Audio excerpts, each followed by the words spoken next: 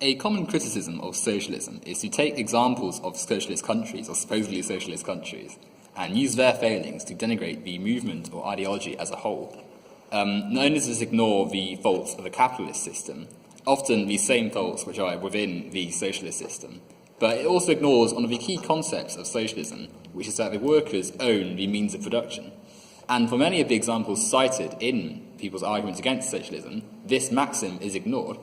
Using Cuba as one example, people will often say that Fidel Castro's version of socialism is bad and that Cuba's problems are an example of why socialism is a bad system. And whilst it's clear that Cuba is not a perfect country by any means, and there are some inherent problems with the country, it's both inherently wrong and argumentatively naive to argue that socialism is bad because of Cuba's failings. So Cuba is a socialist country in that the nation's economy is centralized and controlled by the Castro family. However, the workers do not own the means of production, and all the industry and worker effort is controlled by Castro and his family. And the politics there are authoritarian, as he has control of the army and the means to shut down any protest, and thus there's no real democracy as the Castros have the control. And this goes against the core tenet of socialism, that workers have the means of production and thus can't be considered a true socialist state, or indeed a socialist state. It's authoritarian socialism.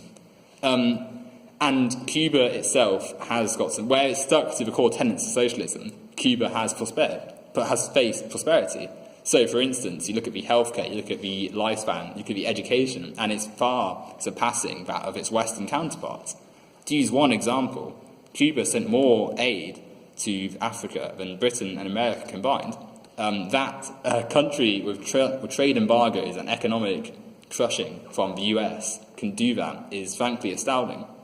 Another example is the USSR. The Soviet Union is often the core example of a country that supposedly went wrong and has the inherent problems that socialism causes, and a key contributor to why people are afraid of socialism in many ways. And again, it comes down to the maxim of the workers owning the means of production not being fulfilled, and thus not counting as a socialist nation.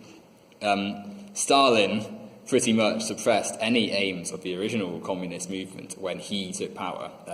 In fact, even purging the party of any of the original Bolsheviks by the time he'd really climbed to power, and murdering those who'd fled. We saw Trotsky was killed in Mexico. That's how far Stalin's grasp reached. But his brand of socialism was, again, a centralised economy, so that aspect was stuck to. But the workers had no control in the means of production at all. And it was especially exemplified by any dissent was led to workers being sent to the gulags. And obviously, the gulags are very much a sticking point for many critics of socialism, claiming that the left can't deal with free speech, and far left just naturally lead to an authoritarian regime. And it's important to distinguish that in a normal socialist country, or essentially a socialist country that hasn't gone down Stalinism, it's not what would happen. The workers would have control and not let an individual like Stalin rise to such power that he accrued. So again, whilst there was a centralised economy in the Soviet Union, the workers did not have power. The industry was not controlled by the workers, and thus it can't be called a socialist country in true form. In fact, it borrows many of the tenets of fascism through the suppression of workers' rights and the lack of mobility for workers and the elevation of a political class above the working class. So to call it a true form of socialism is ridiculous. Venezuela is a more recent example of how socialism supposedly fails, and the Venezuelan story is an interesting one, because whilst they were actually elected to power instead of claiming power like Stalin and Castro did, it again did not really follow the tenets of socialism. Chavez's government did go somewhat of a way to becoming a true socialist state. They did nationalise huge swaths of industry. They took power from the private corporations, and obviously this led to the US being irritated, and as we do any country that falls out of line, they put trade embargoes on, they tried to sabotage the government, they tried to stage a coup, and thus this disruption has caused problems in Venezuela. But the whole process was not fully encouraged, and the process of socialism was not fully undertaken, because the workers did not own the means of production. Yet again, Chavez's government controlled everything, and thus it cannot be called a true socialist state. Not only that, but they still existed within a capitalist market, and they tied their economy to the price of oil. So whilst oil was booming, their economy did really well. And again, where the tenets of socialism were stuck to, there was massive progress made. The education and health reform scene raised the lifespan of Venezuelans massively and saw literacy rates boom for Venezuelans that previously not been seen before under the capitalist regime. However, because of the oil prices crashing, Venezuela's economy suffered, and thus the capitalist market caused Venezuela's problems, and we see, obviously, the devastation that's gone on in Venezuela at the moment with the famines, the starving population, and the crime rise. But this has been caused by a capitalist world, and the tenets of socialism not been fully seen. So to blame socialism for everything that's gone wrong in Venezuela is unfair, and instead blame should be directed at Hugo Chavez, his government, and the wider economic conditions of the world.